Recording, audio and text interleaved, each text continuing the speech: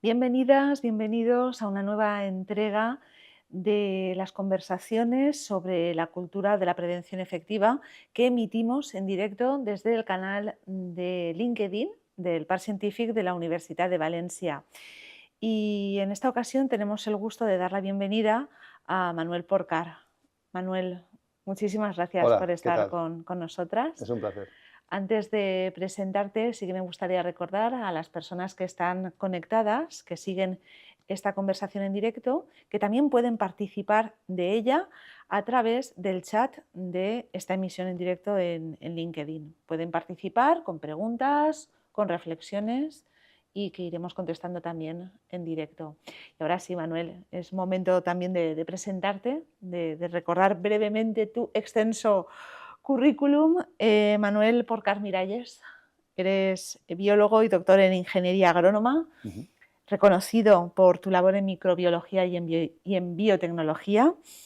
Eres investigador en el Instituto de Biología Integrativa de Sistemas, más conocido mundialmente como Idosis Bio, y CEO de Darwin Bioprospecting Excellence, Scale Up, ya es una Scale Up que cofundaste en 2016 y que está especializada en la búsqueda y aplicación industrial de microorganismos.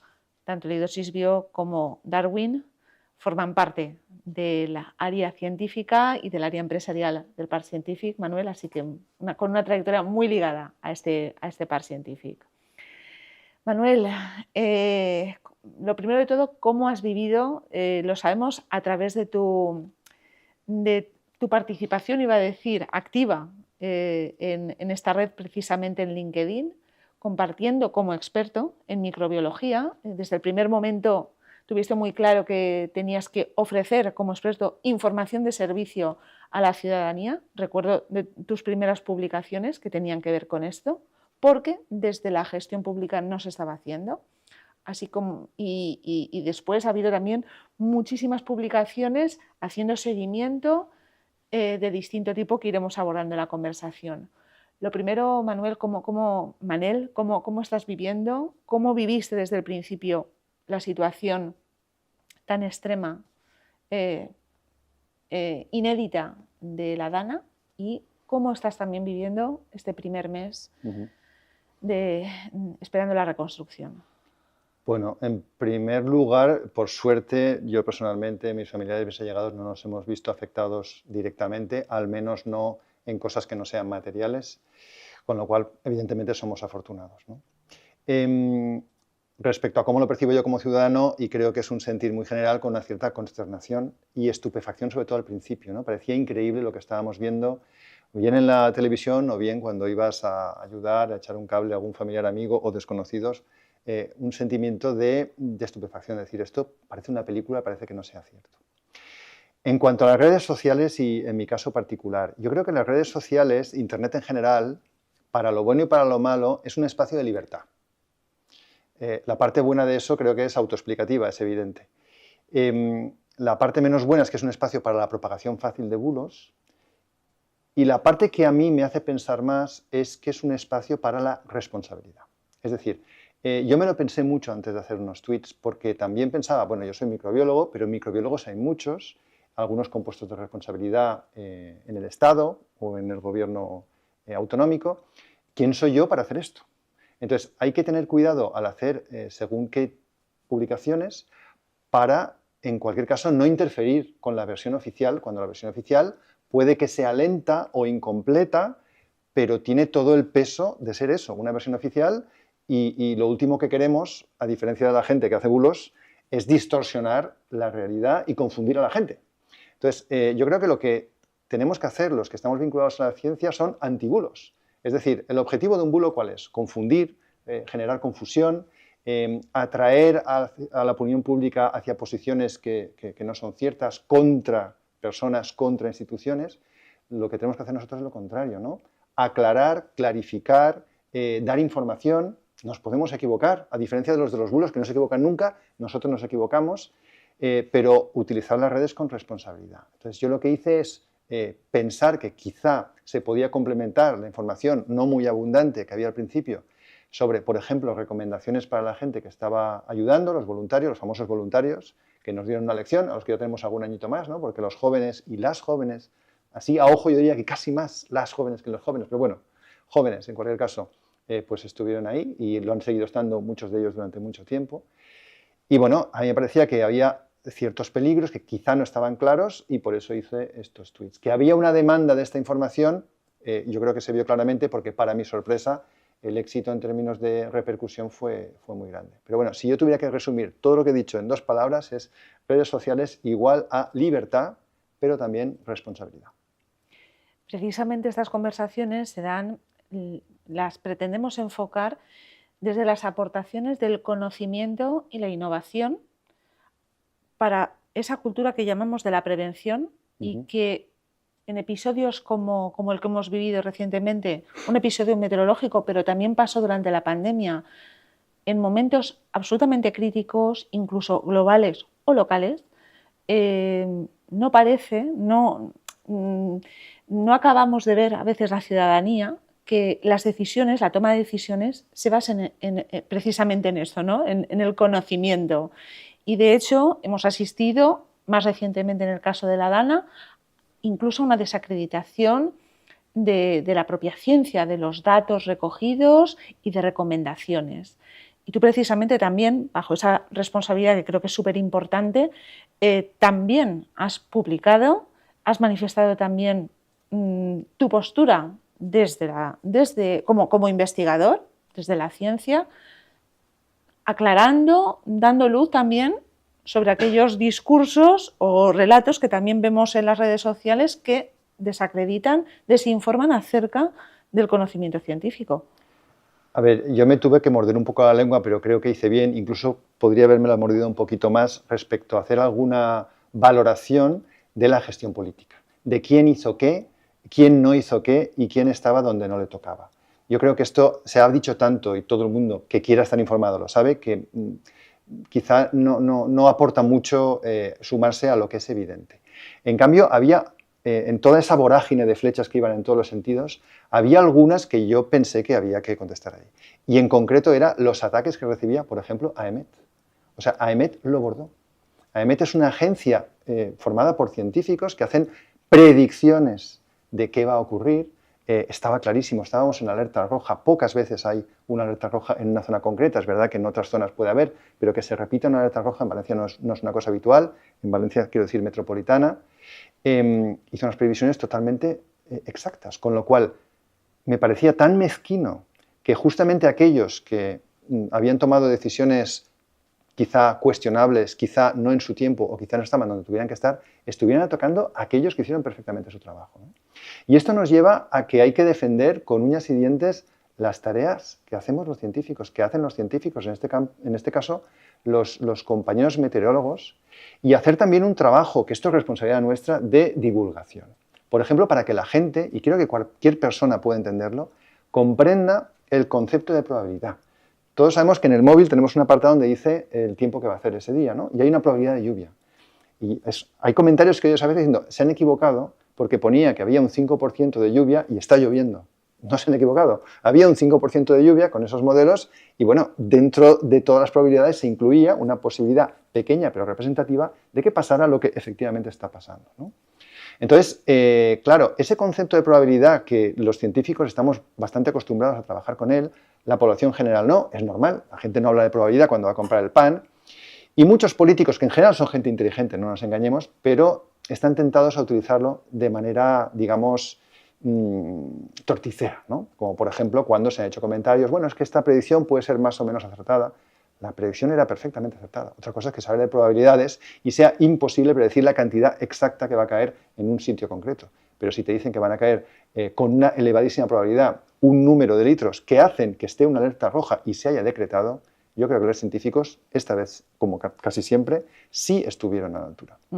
Señoras Manel, el caso concreto de AEMET, de la información meteorológica, pero también hay una parte muy importante y es precisamente qué pasa el día después, qué pasa la semana después. En fin, hablamos ya hacia el camino, ¿no? La ruta hacia la reconstrucción y los días que siguieron a la Dana. fueron unos días, como has recordado, esperanzadores por el voluntarismo de las personas, pero ese voluntarismo tuvo una cierta ausencia de prevención en el marco de la salud pública. ¿Está mejorando en ese marco de la cultura de la prevención y en el caso de la salud pública? Se está actuando y desde luego, cómo desde el conocimiento deberíamos contribuir a esa prevención efectiva? Yo creo que en la DANA nos pasó a todos y los responsables también. Hubo un momento de estado de shock, pero claro, si eres un líder político y eres un gestor de la vida de los demás, el estado de shock te tiene que durar poco. Y en cualquier caso no se explica un estado de shock que implique una incapacidad de actuación o una actuación muy minoritaria durante semanas. Eso no tenía mucho sentido. Respecto a los consejos que se puedan dar, bueno, ahí con la información que a mí me llegaba, a mí me dio la impresión que hacía falta complementar esa información y por eso en los días posteriores, pero incluso semanas a que ocurriera la DANA, mucha gente ayudó. Y cada uno ayudaba como podía y yo pienso que bueno, la fortaleza física de la juventud pudo ser y ha sido maravillosa y mucha gente está muy agradecida y otras personas pudimos intentar ayudar de otras maneras, aparte de con esa, ¿no? Y una de esas era dar información sobre un problema que para un microbiólogo era bastante evidente, que era el manejo y la gestión de pues, grandes cantidades de materia orgánica, de aguas residuales que se mezclan, de gente que no se puede imaginar que está todo el día trabajando y evidentemente a la una tiene un hambre de lobo, que iba a comer algo y probablemente no sea un restaurante de 5 tenedores, sino que va a ser un bocadillo donde pueda. Bueno, pues hay 4 consejos muy simples que pueden evitar disgustos, ¿no? Entonces, si con los consejos que dio mucha gente sobre diversos temas, o los míos en este caso, pudo ayudar a que mucha gente pues, evitara una intoxicación o cosas peores, pues estupendo. Esa es la parte buena de las redes, ¿no? La capacidad que tiene de amplificar los mensajes cuando estos son, creo, reales y basados en hechos. De absoluta dispersión, es verdad. Manel, también hay una cuestión que solemos preguntar en el marco de estas conversaciones y es si la prevención, esa cultura de la prevención, es una aspiración o puede ser realmente una realidad. Antes estábamos preparando esta conversación y hacías una analogía, yo creo que muy interesante, estableciendo un paralelismo con lo que les pasa a los paisajistas. Sí. Sí, ¿Nos lo podrías compartir? A mí me gusta el paisajismo y es verdad que cuando lees de paisajismo ves que los paisajistas se quejan que cuando hablan con sus clientes y les dicen, bueno, el cliente quiere transformar un jardín que es un desastre en un paraíso, bien. Y el cliente siempre piensa en lo mismo, ¿qué plantas va a haber? ¿No? Pero esa es la parte final, es lo último que piensa el paisajista. Y el paisajista lo que le aconseja es que haga, por ejemplo, un buen drenaje, que implica mover tierras, poner tuberías, poner grava, y esto es algo que desagrada a los clientes porque es dinero y no se ve. Entonces, la analogía viene por ahí, ¿no? Hay muchas labores que hay que hacer que son dinero y no se ven, particularmente en la gestión de aguas. ¿Cómo son las alcantarillas de Valencia? ¿Quién ha bajado a verlas? Muy poca gente, ¿no? Lo de las alcantarillas es un ejemplo, ¿no? Pero la gestión de aguas en general es un caso paradigmático de cosas que requieren mucho dinero, que son muy importantes, que se gestionan, pero que es difícil a veces justificar una inversión muy grande cuando el contribuyente, el votante, no lo va a ver, ¿no? Entonces, claro, los humanos aprendemos a golpes. Y todos sabemos que hubo una riada histórica en Valencia, la del 57, que dio como resultado que se tomara una decisión drástica en su época, que fue desviar el río Turia y hacer un cauce nuevo. La razón por la cual se hizo fue que había habido una riada catastrófica que inundó la ciudad de Valencia con muchos muertos. Entonces, a partir de ahí se hizo esto. Esa inversión económica, humana también, porque claro, es una cicatriz en el territorio significativa, probablemente se puede hacer de otra manera, no lo sé, que valió la pena, aquí se ha demostrado. Pero yo creo que hay muchos factores. Uno es que aprendemos a base de lo que ocurre, pero en ese cálculo de probabilidades que comentaba antes, las probabilidades de que ocurra un desastre así han cambiado. Es decir, en nuestro clima, todos lo sabemos, ¿no? La famosa canción de Raimon, Al meu país nos aplaude. Aquí o no llueve o llueve una barbaridad. Forma parte de nuestro clima. El mar está muy caliente en verano, se descuelga una gota fría de la circulación del norte, los vientos empujan aire húmedo y acaba lloviendo mucho. Lo sabemos. Esto va a ocurrir siempre, es nuestro clima, no pasa nada. Pero la intensidad y la violencia aumentan, entre otras cosas porque el Mediterráneo nunca ha estado tan caliente. Quiere decir de esto, el Barranco del Pollo, otras infraestructuras, evidentemente, hay que modificarlas por la tragedia que ha ocurrido, es decir, pensando en el pasado reciente, pero también pensando en el futuro. Y el problema es que el futuro no es el clima del siglo XX. El futuro es el clima del siglo XXI y es otro clima, mucho más catastrófico. Y tenemos que acostumbrarnos a eso. Ese escenario que estás describiendo, en el que coincide la comunidad científica, que podríamos debatir, ¿no?, lo que es un ente como la comunidad científica, pero en este caso, desde luego, las voces de los expertos como tú, hay absoluto consenso. Total consenso. Nos enfrentamos a esos escenarios extremos y la gran pregunta, y desde tu doble faceta, Manel, como investigador y también como CEO de una empresa, ¿las organizaciones están preparadas para este tipo de escenarios? Yo creo que no estamos preparados para este tipo de escenarios porque vivimos todavía con una filosofía que es anterior al cambio climático. Entonces, bueno, tiene muchas implicaciones la pregunta, pero en cualquier caso hay que recalcular los riesgos. Los riesgos han existido siempre, los riesgos es algo que los científicos trabajamos con eso. Al final es una probabilidad. Cuando uno presenta un proyecto europeo hay una tabla que pone riesgos que el investigador prevé y mitigación.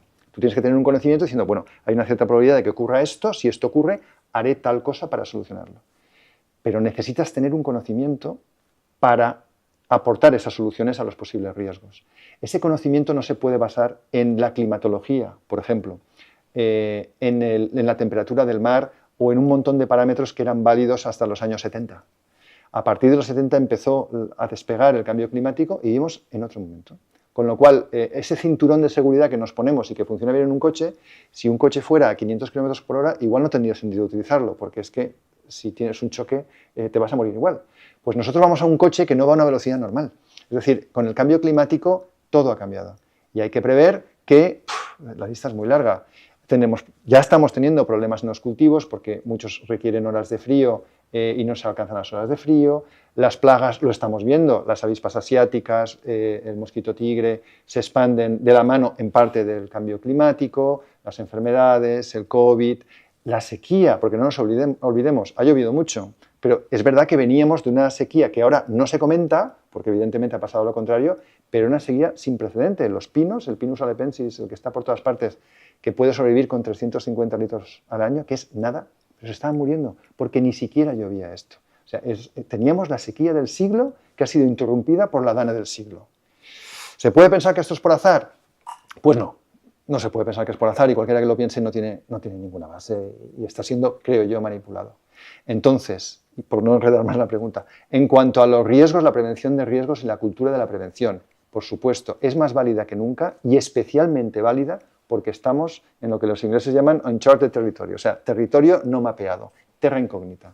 Estamos en un momento donde pasan cosas, sobre todo climáticas y todo derivado asociado al clima, agricultura, cadena de suministros, alimentación, etcétera, en un escenario donde nunca habíamos estado porque el clima ya no es el que era ni volverá a serlo. Evidentemente, en un contexto como el actual, nos espera un largo camino de recuperación, de reconstrucción y precisamente desde el mundo del conocimiento, de la innovación, desde hace años se establecen indicadores para detectar los retos de cualquier sector. Si nos pusiéramos la chaqueta, Manel, imagínate, nos tenemos que poner la chaqueta de gestores públicos.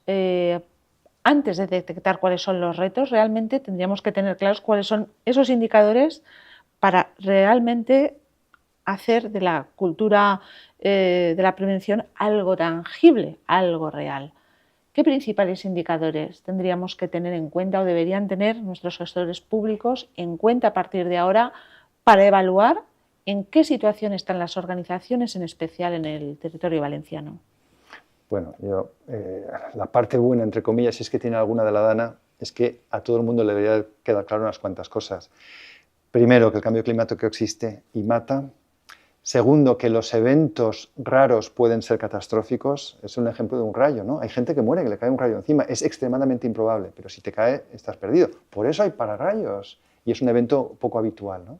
Entonces, los gestores lo que necesitan es mapear muy bien el mapa de riesgos. Y ese mapa de riesgos es muy diverso, incluye, y sería imposible comentarlo aquí, incluye muchos factores. Pero el cambio climático es un cambio de paradigma. Entonces, muchos de los riesgos que antes eran moderados, como por ejemplo la presencia de unas inundaciones o de una riada, ha pasado en el pasado, en el 57, y mucho antes, forma parte de nuestro clima, no pasa nada, hay que protegerse frente a esto. Pero tenemos que protegernos frente a unos, digamos, riesgos 2.0, que son los mismos que había antes, pero en muchos casos aumentados por las condiciones en las que vivimos, que no son las que había antes. La masa forestal no es la que es. La intrusión salina en la costa, la conservación, la pérdida de la diversidad. Es que la lista es muy larga de cosas. Nuestro planeta está enfermo, no es el que era. Entonces, lo primero que tenemos que hacer es tomar conciencia y, evidentemente, lo primerísimo, no negar la evidencia, no poner palos en las ruedas de aquello que los científicos simplemente describen y se cuidan mucho de no equivocarse, aunque a veces se equivocan, nos equivocamos todos, ¿no? Basarnos en la evidencia y tomar a la ciencia como timón salvador. Yo tuve la impresión cuando hice esta serie de posts después de la Dana, que entre todo el ruido y esas luchas, cada uno le echaba la culpa al otro, cuando un científico hablaba, yo me identificaba y decía, bueno, esto es el camino, ¿no? Es aquello que son los hechos, es la realidad y que tú, de la mejor manera posible, estudias para el bien de la gente. No hay un interés oculto, no hay ninguno. En decir que el cambio climático existe, ¿qué interés oculto hay? ¿Que un político lo puede interpretar de una manera u otra? Bien, pero es una realidad. Entonces yo creo, contestando a tu pregunta, que la manera como mejor se puede gestionar la prevención y los riesgos es mapeando los riesgos, eliminando y arrinconando los bulos y hacer una política que se base en la valoración real de esos riesgos en el marco del cambio climático. Manel, vamos ya acercándonos al final de la conversación. ¿Qué mensajes quisieras trasladar en un momento que se deja ya a la reflexión? No es el calor del momento, sino es un momento que empieza a ser ya de gran interés recoger toda la experiencia acumulada estas semanas para ir reflexionando y precisamente en ese camino a diseñar ese mapa de riesgos que nos estás comentando. ¿Qué mensajes quisieras trasladar a los gestores y a la ciudadanía? Dejar trabajar a los científicos, escuchar a los científicos, mapear los riesgos, averiguar, estudiar, escuchar las conclusiones que todos los expertos hacen, no los microbiólogos, que al fin y al cabo tenemos un trocito muy pequeño del pastel, los expertos en cambio climático sobre todo. Basarse en los datos a la hora de tomar decisiones. La política siempre tendrá elementos que se van de todo esto y que tiene que ver con el ardor patriótico o la representatividad o la estética o las grandes infraestructuras, eso está bien. Pero el núcleo duro, allá donde se tienen que dirigir los esfuerzos, al final es proporcionarle una vida mejor a la gente, ¿no? Y esa vida mejor a la gente empieza por la vida a secas. No podemos perder gente por hacer las cosas mal, perder la vida de la gente. Con lo cual, yo creo que el mensaje final es que el único camino para tener una sociedad mejor es basarnos en los hechos, basarnos en la ciencia, pensar que la Tierra es redonda, que no existe terraplanismo y todo esto, todos los bulos que han surgido son variantes del terraplanismo. Entonces, bueno, el mensaje final es eso, redes sociales, libertad, que está muy bien, pero responsabilidad para hacer lo que algunos intentamos hacer y es difundir la ciencia como motor de la innovación, como motor de la mitigación, porque del cambio climático ya no nos vamos a salvar, pero al menos podemos mitigarlo y no va a ser con grandes discursos, no va a ser con teorías de la conspiración ni partidos de nuevo cuño a cuál más estrafalario, sino que será de la base de la ciencia, porque no creer en la ciencia mata. Buenos datos que se conviertan en buenas acciones, en las acciones adecuadas. Manel Porcar, muchísimas gracias por compartir tu tiempo en esta conversación, por una cultura de la prevención efectiva. Muchísimas gracias por estar con nosotras y también queremos agradecer a las personas que han estado siguiendo esta conversación en directo. En fin, aprendiendo, seguimos aprendiendo con personas como Manel Porcar y continuaremos ofreciendo más conversaciones. La próxima será el 9 de diciembre con Antonio Camacho, catedrático de Ecología de la Universidad de Valencia, que también nos aportará mucha luz, en este caso, sobre la Albufera de Valencia, que también ha sido y es un actor importante tanto en los efectos devastadores de la dana como también en la recuperación. Muchísimas gracias. Recordamos que esta entrevista se da en el marco del proyecto Matching Park y ahora sí, despedimos la conexión. Mucha salud.